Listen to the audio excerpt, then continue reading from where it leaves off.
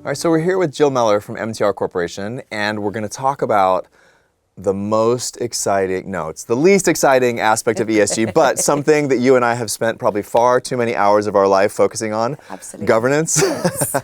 So, as you all know, I have a legal background, as Jill shared in a previous video. She has a legal background. I teach board governance related things.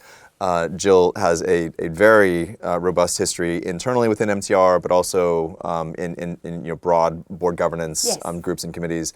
So I wanted to briefly go through this from a governance standpoint. We've got a really, I think, clear picture of MTR and its stakeholders and the balancing act that occurs in that regard. But governance is kind of that foundational piece that keeps it all together. And there's elements of governance that I think there's the structural, what I call structural remedies, right, in terms of like the way that we actually structure things and the way the law kind of mandates certain things. Yes. And it'd be great to hear about that in terms of things like maybe diversity requirements or new disclosure requirements that are kind of ESG specific, that kind of thing. But then there's also, I think a lot of people don't understand that governance is related to often more amorphous types of things like corporate culture as well, right? And so I'm just curious from your perspective, if you can kind of give us your perspective on board governance, the importance of it, and then share a little bit of your experience in that regard, but then also tie in from an MTR perspective, how do you use corporate culture to pull these ideas together so that it's not just kind of a top-down mandate that doesn't really permeate, but it's about creating a culture where everything comes together and the company's able to thrive? Sure. So, as you said at the top, I'm passionate about governance, and it sounds like a strange thing sometimes to be passionate about.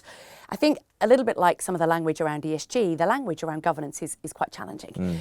Bad governance is very easy to spot, and there's a litany of corporate governance failures. We have quite a few cases in this course about that, yeah. I'm sure, yes.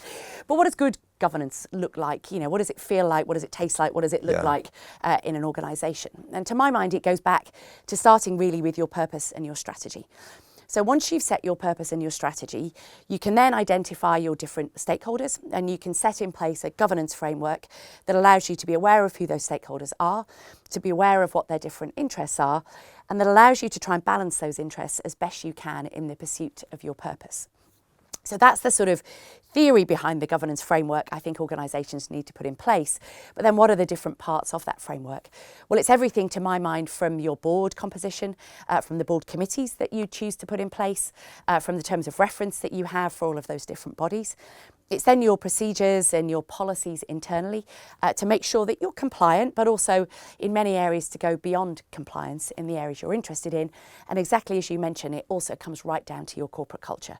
Because if you can't get your staff on board to behave, to operate in the right way kind of every day, then I think you're going to fail in terms of achieving your overall corporate strategy.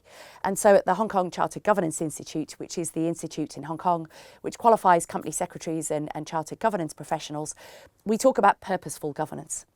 And again, this is part of this overall shift away from shareholder capitalism to a broader kind of stakeholder capitalism approach. And so at MTR, we have two board-level committees that really have a focus on ESG. One is our Environmental and Social Responsibility Committee, and the second committee is our Audit and Risk Committee. And they would look at it much more from the internal controls perspective. Are we getting the balance right in terms of financial sustainability with environmental and social sustainability? Is our framework of policies, procedures, internal controls allowing us to manage environmental and social related risks adequately? Whereas the Environmental and Social Responsibility Committee oversees the implementation of our ESG strategy. They oversee the implementation of our ESG fund, and I'm very happy to come on and talk about that a little bit more. And they really oversee as well the day-to-day work, not only of my team, but of the work that my team do to drive our overall environmental and social approach across MTR. Okay, so I love that, but it flies in the face of almost every governance course in terms of like if you were to, even if you had a, maybe within the Chartered Institute or within a university or any type of credit-bearing or certificate-bearing course around governance, it's almost 100% law, right? It just goes through and says all these different things. This is what a quorum requires, and this is, the annual general meeting, all these different things, right? And so I love the fact that you started with purpose and strategy. But again, because that is so different, I'm just hoping you can drill down that a little bit more and help me understand how focusing on this concept of purpose and strategy, how that relates to the legal requirements, which is what most people would associate governance with. Yes. So I think, for MTR, our corporate purpose is to keep cities moving. And so when you're making decisions internally, having that sort of as the North Star in the back of your mind really helps you make the right decisions that are going to keep the city moving. So if we want to keep the city moving, who are our key stakeholders? They would be our customers, they would be the community, but they would also be our staff. And so having that North Star in mind can make sure that we're making, I think, the right decisions. We're not only doing the right thing, but we're doing it in the right way. Yeah. How can that also comply with our legal requirements? To me, there's no conflict, because your legal requirements for your directors are their fiduciary duties. They're there to act in the best interests of the company as a whole, taking into account all of its different shareholders. Yeah. And so, to my mind, to say that there's no conflict there. I think doing the right thing by your stakeholders can also generate returns for your business. And there have been numerous studies, I'm sure the university's done some, which has shown that actually companies with a better ESG performance can drive better financial returns. Yeah, I really love that, because when I teach corporate governance, for example, or board governance specifically, people are often surprised to learn how little is required in terms of you have to be 18 years old, you can't be a bankrupt within a certain number of years. Like it's a very, very short list. And, basically what the law requires is, okay, and you can go in and do it. And then there's not a lot of kind of structural guideposts in terms of what is required. Even the concept of fiduciary duties is although defined relatively clearly, if you really spend time going through case law and whatnot, the reality is it's kind of an amorphous concept in terms of like what lines can you cross and not cross, etc.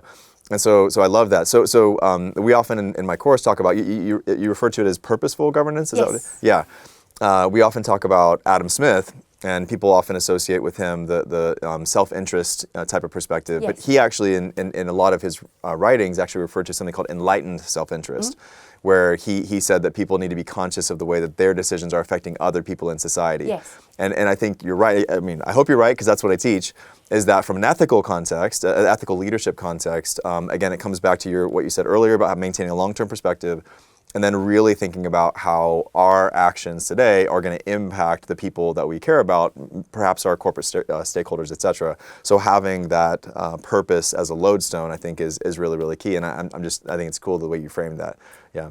So we think about it with our board of directors. At MTR, we have a large board of 19 people. That's quite large, yeah. It is pretty large. We have a number of government reps under the MTR ordinance, but we also then try and ensure that our different stakeholder groups are reflected on the board. Okay. So that those discussions at the board are taking account of the community, it's taking account of our shareholders, it's taking account of our regulators. And they're all voting members? They are all voting members. Okay. So it can feel a little like herding cats at times, but I think overall it's actually beneficial for MTR. Yeah. And we then have 7 board committees, which are really focused on different aspects of our business and our corporate strategy. And so we can pull in the people that have the relevant expertise onto those committees, where they can have slightly more detailed conversations, for example, around our ENSR strategy. Are we focusing on the right areas? Are we spreading ourselves too thinly? How are we spending our ESG fund? And that group of board members are getting much closer to that part of our business, so they can really add value from both a check and balance oversight perspective, but also a support perspective as well.